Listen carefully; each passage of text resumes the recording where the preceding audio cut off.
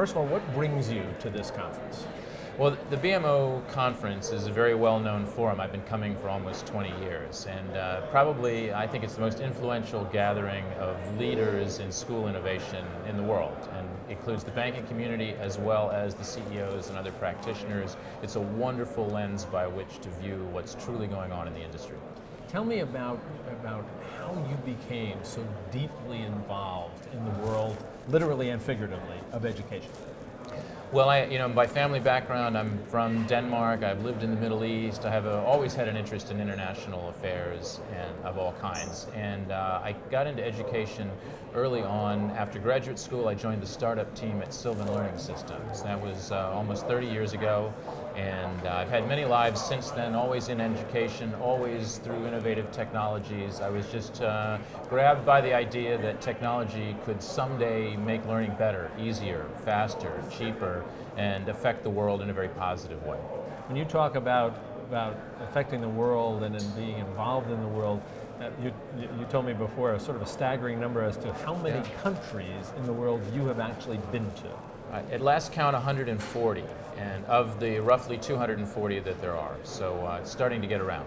So let's talk about that you truly have a worldview of the notion of education. And let's start off talking about Pansophic learning. Tell me about it, and what was the genesis of Pansophic? Well, Pansophic is, we were the leaders of a very large company called K-12 Incorporated, the largest online provider of technology education in the world. And we knew that it was principally focused on the United States, and we felt that we could do much more, that the rest of the world stood to benefit greatly from the concepts and the tools that we had evolved and developed.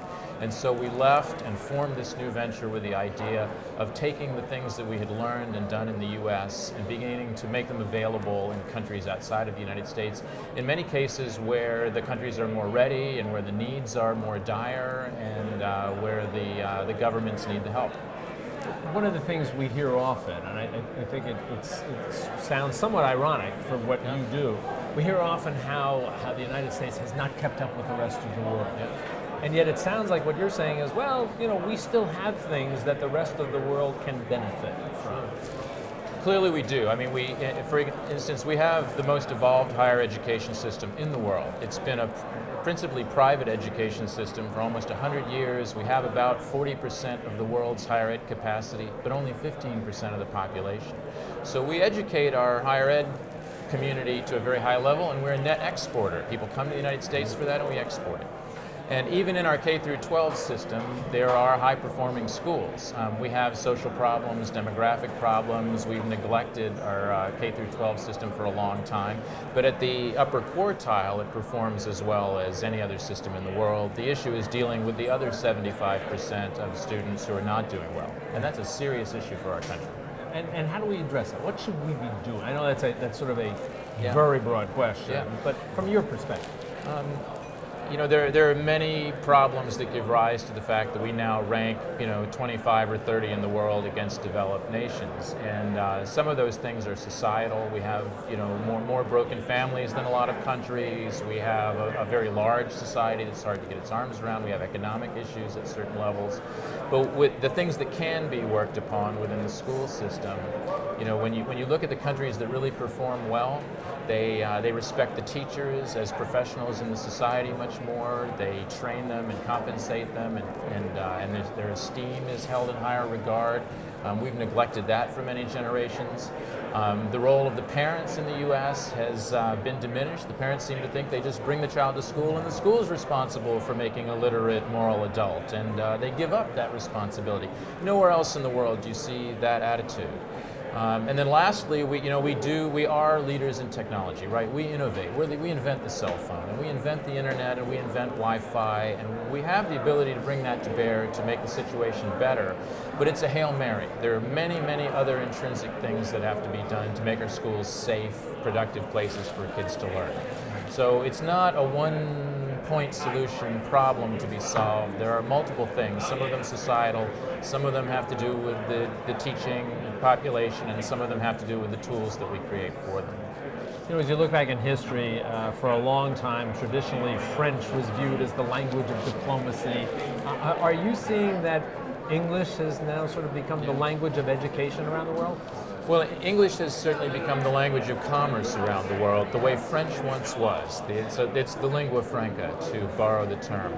And it's become a necessary job skill for people in China or people in Latin America or almost anywhere. You can, within your national economy, you can rise to a certain level of affluence. But if you then learn English, right, suddenly there are jobs available to you at much higher levels of compensation. And again, we have such a large higher education system that you have two forces. People want better jobs and more income, and they want their children to aspire to US, British, or Canadian education at the higher education level. So those two forces are pushing a groundswell of English learning around the world. And English, fortunately for us, is becoming kind of the least common denominating language, and there's a massive effort undertake, often subsidized by the governments, to teach the population English, and there is every methodology you can imagine being applied to get that job done. Are you optimistic about the state? I know, again, this is a fairly broad question, but you've been involved in many ways in education for a lot of years. Are you optimistic in terms of the direction that the educational system is heading in the U.S.? In the United States? Yeah. Well, sure. I remain optimistic that the U.S. can solve all kinds of problems. And, we've turned our attention internationally for a long time to our economy and security. If we actually decide to solve this problem, it's well within our ability to solve it.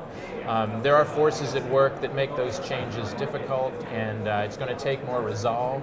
I think when the parents and the kids finally become disgusted by the quality of the available education that's available to them and really demand the change, then the change will happen in scale. Until then, it will be gradual. And I think that things are getting better, and there are pockets of hope, but there are also big factors that have to be dealt with. And I think, frankly, until you have nuclear families that are functional with educated adults and a safe environment for the kids to go to school in, and a group of well-trained teachers that we respect, we've got an uphill struggle. Bruce, thanks for taking the time. My pleasure. Very nice to Appreciate meet you. Thank you.